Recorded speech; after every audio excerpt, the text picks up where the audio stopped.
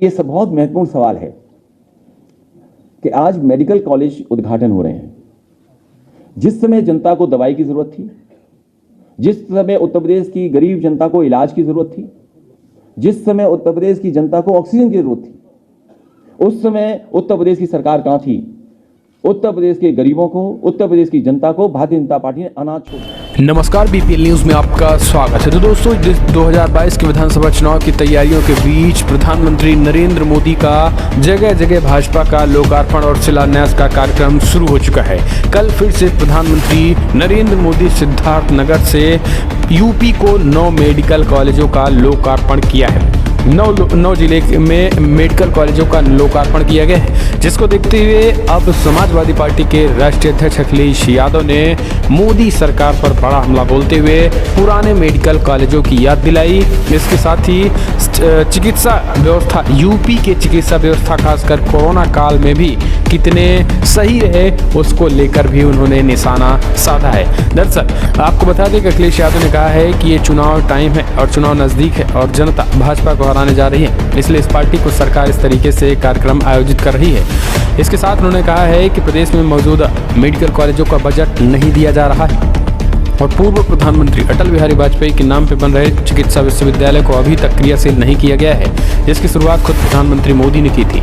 UP के पूर्व मुख्यमंत्री ने पूछा है कि आखिर सहारनपुर, बदायूं, आगरा, कानपुर, जौनपुर, फिरोजाबाद, झांसी, बांदा, आजमगढ़ को मेडिकल कॉलेज हो, यहाँ तक कि लखनऊ की किंग जॉर्ज मेडिकल यूनिवर्सिटी को भी सरकार की तरफ से कोई धन नहीं दिया जा रहा है। जब कोविड महामारी की दूसरी लहर के दौरान ऑक्सीजन बेड, दवा और इलाज की जरूरत थी, तब सरकार कहाँ थी? उन्होंने आरोप लगाया है कि उस वक्त सरकार ने लोगों को अनाथ छोड़ दिया है। आखिर अखिलेश यादव ने क्या कुछ प्रधानमंत्री नरेंद्र मोदी की इस मेडिकल कॉलेज के लोकार्पण पर क्या कुछ अखिलेश यादव ने क्या कहा है? महत्वपूर्ण सवाल है कि आज मेडिकल कॉलेज उद्घाटन हो रहे हैं। जिस समय जनता को दवाई की जरूरत थी, जिस समय उत्तर प्रदेश की गरीब जनता को इलाज की जरूरत थी, जिस समय उत्तर प्रदेश की जनता को ऑक्सीजन की जरूरत थी, उस समय उत्तर प्रदेश की सरकार कहां थी? उत्तर प्रदेश के गरीबों को, उत्तर प्रदेश की जनता को भारतीय जनता पार्टी ने अनाज छोड़ दिया। और जो पहले से चल रहे मेडिकल कॉलेज, सहारनपुर का मेडिकल कॉलेज, क्या उसको पर्याप्त बजट मिल रहा है? बदायूं मेडिकल कॉलेज, क्या उसको पर्याप्त बजट मिल रहा है? यही केजीएमयू जो प्रेस्टिजियस इंस्टीट्यूशन है, क्या उसको पर्याप्त बजट मिल रहा है? आगरा मेडिकल कॉलेज जो सबसे पुराना मेडिकल कॉलेज है, क्या उसको पर्याप्त बजट मिल रहा है? क्या कानपुर के मेडिकल कॉलेज को पर्याप्त बजट मिल रहा है? सैफी के मेडिकल कॉलेज को न दें आप, लेकिन और मेडिकल कॉलेजों का बजट क्यों रोक दिया आपने? वहीं जौनपुर का मेडिकल कॉलेज जो समाजवादी सरकार में बनना शुरू हुआ था, आखिरकार क्यों पूरा बजट नहीं मिला? समाजवादी सरकार में शाहजहांपुर का मेडिकल कॉलेज बन रहा था, उसको बजट क्यों नहीं मिला? फिरोजाबाद का मेडिकल कॉलेज समाजवादी सरकार में बन रहा था, उसको बजट पूरा क्यों नहीं मिला? झांसी में अलग से 500 बेड हॉस्पिटल बनकर के तैयार हुआ है, झांसी मेडिकल कॉलेज को बजट क्यों नहीं मिल रहा? बांदा के मेडिकल कॉलेज जिसको बनाने का काम किया, उसको क्यों नहीं मिल रहा पूरा? आजमगढ़ में जो अदर और फैसिलिटीज प्रोवाइड होनी थी, और मुझे याद है जिस समय कोविड आया और जिस समय ऑक्सीजन की जरूरत पड़ी, क्या उत्तर प्रदेश की सरकार ने, क्या भारत के देश की सरकार ने आजमगढ़ के मेडिकल कॉलेज को ऑक्सीजन प्लांट दिया था? क्या उसको अगर कहीं ऑक्सीजन प्लांट मिला था तो हमारी खुद की निधि से हमें खुद वहां पर ऑक्सीजन प्लांट देना पड़ा। तो जो मेडिकल कॉलेजेस हैं पहले से जो चल रहे हैं, पहले से जो बनकर के तैयार हुए हैं, क्या उसका बजट कहां है? ये केवल झूठ के फूल हैं और कुछ नहीं है। और भारतीय जनता पार्टी के उनके अपने सबसे बड़े नेता, जिस पत्रकार साथी ने यह सवाल पूछा है, मैं उस पत्रकार साथी से निवेदन करूंगा कि यहीं लखनऊ में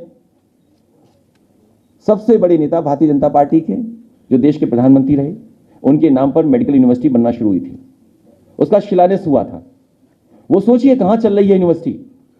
वो डॉक्टर राम मनोहर लोहिया इंस्टीट्यूट के 9th फ्लोर पे यूनिवर्सिटी चल रही है। मैं चाहूंगा कि आप अपना कैमरा लेकर के जरूर वहां जाएं। जब ये मेडिकल कॉलेज का उद्घाटन दिखा रहे हैं आप, तो ये भी दिखाइए कि एक शिलान्यास प्रधानमंत्री जी ने किया था, मेडिकल यूनिवर्सिटी जो आज भी डॉक्टर राम मनोहर लोहिया के 9th फ्लोर पे चल रही है, और उसी डॉक्टर राम मनोहर लोहिया जिसमें 9th फ्लोर पे यूनिवर्सिटी चल रही है, उसका भी बजट खा लिया इन्होंने। क्या आप ये सवाल पूछोगे कि डॉक्टर राम मनोहर लोहिया यूनिवर्सिटी जो समाजवादी सरकार में चल रही 9th फ्लोर में, उसका बजट क्या हुआ? और डॉक्टर राम मनोहर लोहिया जी के नाम पर जो इंस्टीट्यूशन चल रही है, उसके बजट का क्या हुआ? उसका कोई जवाब है सरकार के पास? ये झूठ के फूल हैं। चुनाव करीब आ गया है, जनता इन्हें हटाने जा रही है। इसलिए जगह जगह जाकर के मेडिकल कॉलेजों का उद्घाटन हो रहा है। ये जौनपुर के नेता बैठे हमारे, बताइए जौनपुर का one of the best medical college था जिसका इंफ्रास्ट्रक्चर बहुत अच्छा था। और आप बताइए कि जो कैंसर इंस्टीट्यूट बना है लखनऊ में, जो कैंसर इंस्टीट्यूट बना 4.5 साल इंतजार किया जिसने, और इसलिए नहीं शुरू किया गया क्योंकि ये समाजवादी सरकार ने बनाया है। सवाल समाजवादी सरकार के इंस्टीट्यूशन का नहीं है, सवाल ये कि 4.5 साल इस भारतीय जनता पार्टी की सरकार ने गरीबों को कैंसर का इलाज नहीं दिया, उन्हें बेचारों को भटकना पड़ा दूसरे शहरों में जाकर के।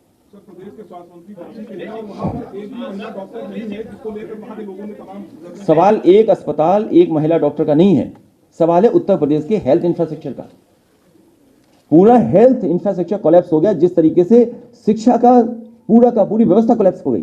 क्या पढ़ाई हो रही है उत्तर प्रदेश में, बताइए हमें, क्या पढ़ाई हो पा रही है? अब मुख्यमंत्री जी कह रहे हैं हम टैबलेट देंगे। 4.5 साल कौन सी टैबलेट देते रहे आप? कौन सा कैप्सूल दिया आपने? जो टैबलेट दे दोगे आप? प्रधानमंत्री ने खास तौर पर कहा है कि पूर्वांचल की उपेक्षा की गई। देखिए, अधिकारियों को सबसे पहले पता लग जाता है सरकार किसकी बनने जा रही है। और हम तो बीजेपी से कहेंगे कि वो जो नया सॉफ्टवेयर डाला था हमारे मोबाइल में भी डाल के देख लो कि कितने अधिकारी अब संपर्क में आ गए हैं। एक वो है ना सॉफ्टवेयर, पूर्वांचल के बारे में उन्होंने कहा कि पूर्वांचल की उपेक्षा पिछली सरकारों ने की, छोटी मोटी डिस्पेंसरी खोल के। झूठ के फूल यही कह सकते हैं, झूठ के फूल यही कह सकते हैं कि पूर्वांचल का हम लोगों ने अनदेखी की। बलिया को बिहार से जोड़ने वाला सबसे बड़ा पुल समाजवादी सरकार ने दिया। वहां पर पूर्व प्रधानमंत्री चंद्रशेखर जी, उनके नाम से यूनिवर्सिटी थी, उसका बजट भारतीय जनता पार्टी ने रोक लिया। बलिया तक अभी तक एक्सप्रेसवे नहीं बन पाया। जो एक्सप्रेसवे, जिस एक्सप्रेसवे का अलाइनमेंट, जिस एक्सप्रेसवे को देने का काम समाजवादी सरकार में हुआ, जिसका नाम था समाजवादी पूर्वांचल एक्सप्रेसवे, वो समाजवादी सरकार ने दिया है। उसका शिलान्यास विधानसभा के सामने हुआ, लैंड एक्विजिशन हुई और आम सहमति हुई सरकार जमीन लेने को लेकर के। इस सरकार ने कुछ नहीं किया। जो मीडियन होता है सड़क का, जो सड़क का मीडियन था, जो इंडियन रोड कांग्रेस के स्टैंडर्ड से 12 मीटर होना चाहिए, 14 मीटर, केवल सड़क को बुरा बनाने के लिए, सड़क की क्वालिटी गिराने के लिए स्टैंडर्ड्स को कट डाउन किया। जो पैरामीटर्स थे उनको नीचे गिराया और ये दिखाने के लिए कॉस्ट कम हो जाए उस सड़क को बना रहे हैं, जिसकी राइडिंग क्वालिटी बहुत खराब है। इसमें समझ में आया, नहीं समझ में आया? अलाइनमेंट हमारी सरकार का, मीडियन मींस डिवाइडर, कॉस्ट कम करने के लिए 12 मीटर का डिवाइडर था, 12 मीटर का मीडियन था, वो छोटा कर दिया। और कहीं भी भारतीय जनता पार्टी ने वो काम नहीं किया जो सबसे प्रिय काम है उनका। सबसे प्रिय काम भारतीय जनता पार्टी का है शौचालय बनाना, और वो शौचालय बनाना जिसे पानी नहीं है। बताओ, समाजवादी पूर्वांचल एक्सप्रेसवे किनारे शौचालय कहां बनाए इन्होंने? मंडी नहीं बनाई। और हो सकता है, मैं आज कह रहा हूं आपसे, पंजाब के चुनाव देखते हुए, उत्तर प्रदेश के चुनाव देखते हुए, हो सकता है किसानों के कानून रद्द कर दिए जाए तीनों, और फिर चुनाव के बाद नए कानून फिर आ जाएंगे। क्योंकि जिन्होंने साइलोज बना लिए, जिन्होंने प्राइवेट लोगों ने इंफ्रास्ट्रक्चर क्रिएट कर लिया है, क्योंकि ये सरकार उद्योगपतियों, बड़े लोगों की मदद कर रही है। ये जो कुशीनगर का एयरपोर्ट है, ये समाजवादी सरकार का देन है। हमें दुख इस बात का है कि किसी अखबार ने नहीं लिखा कि बजट किस सरकार ने दिया गया। मुझे दुख इस बात का है कि किसी पत्रकार साथी ने किसी अखबार में यह नहीं लिख के आया कि 260 करोड़ बजट या सैंक्शन किस सरकार ने किया। तो आप भी सोचो। और ये वो एयरपोर्ट इसलिए देखने गए, हम और आप भी अगर कोई मकान लें, घर बेचें तो देखने जाते हैं। वो उद्घाटन नहीं था, वो गलत फहमी मत रहिए था आप।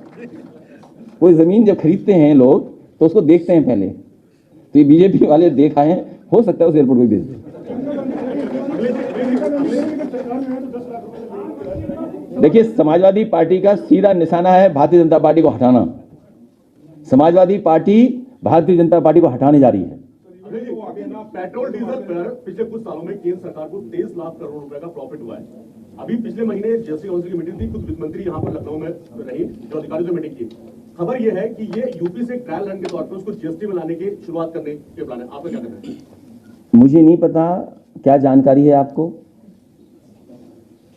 लेकिन अगर साइकिल चलाओगे तो डीजल पेट्रोल नहीं जरूरत पड़ेगी। तो मुनाफा किसका गया? अगर आम जनता साइकिल चलाने लगे तो किसका मुनाफा चला गया? सरकार को मुनाफा ही नहीं मिलेगा तो सरकार बड़े लोगों को कैसे पैसे दे पाएगी? और जहां तक सवाल जीएसटी का है, ये जानते हैं कि अगली सरकार इनकी बनने वाली नहीं है, इसीलिए गन्ने की कीमत क्या रखी? गन्ने की जो कीमत बढ़ाई सरकार ने, क्या बढ़ाई? क्यों बढ़ाया? क्योंकि वो जानते हैं गन्ने का तो देना ही नहीं, भुगतान ही नहीं करना है। जब आज नहीं दे पाई जो सरकार, आज भी किसानों का 4000 करोड़ से ज्यादा बकाया है, तो इनके पास कोई प्लानिंग नहीं है। और ये जानते हैं कि इन्हें नहीं देना है, अगली सरकार को देना है। समझ गए आप बात? इसीलिए जनता को धोखा देने के लिए जीएसटी मिला, लेकिन ये सरकार वसूल लेगी पैसा।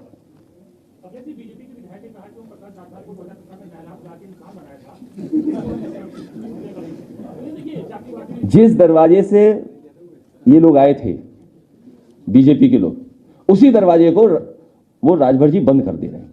ये परेशानी है उनको। बात समझ गए? जिस दरवाजे से भारतीय जनता पार्टी घुसी थी, उसी दरवाजे को ओम प्रकाश राजभर जी बंद किए दे रहे हैं और बाकी बंद ये लोग कर देंगे, चटकनी लगा देंगे। ये तकलीफ है उनको।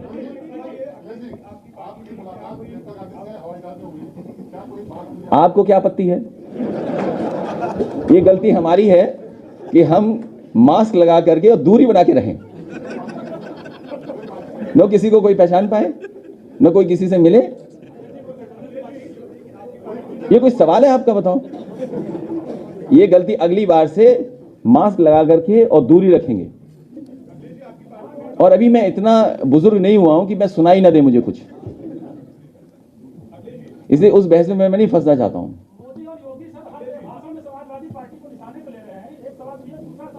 क्योंकि समाजवादी पार्टी की साइकिल में दो पहिए हैं, एक एक करके दोनों को हटा दिया जाएगा।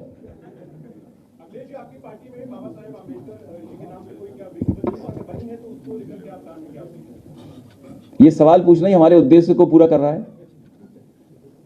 हमारी समाजवादी पार्टी की जिस तरीके से लोहिया वाहिनी है हमारी है, बाबा साहब भीमराव अम्बेडकर जी के नाम पर भी एक प्रकोष्ठ का गठन हुआ है, और जिसमें कि जिस तरीके से समाजवादी पार्टी की हमेशा लड़ाई रही, संघर्ष रहा कि सभी वर्गों को जोड़ें और समता मूलक समाज का निर्माण हो, इक्वलिटी आए, प्रॉस्पेरिटी आए, डिस्पैरिटी, भेदभाव खत्म हो।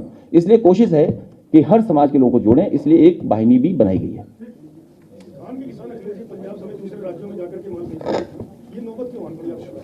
सवाल यह है कि उत्तर प्रदेश की सरकार को जब धान खरीदना है तो धान नहीं खरीद रही, जिस समय खाद उपलब्ध करानी है किसानों को तो खाद नहीं दे पा रही है, डीएपी है नहीं, डीजल पेट्रोल महंगा कर दिया, बिजली का बिल महंगा कर दिया, नौजवानों के हाथ में नौकरी रोजगार नहीं है। इसीलिए भाषणों में आप झूठ के फूल खिलते हुए नजर आएंगे आपको। अखिलेश जी, यूपी एग्रो एक कृषि विभाग के अंदर एक विभाग है उत्तर प्रदेश में, महीनों से वहां के कर्मचारियों को वेतन नहीं मिला। भाजपा रही और कुछ महीने तो किसी को वेतन नहीं मिलेगा।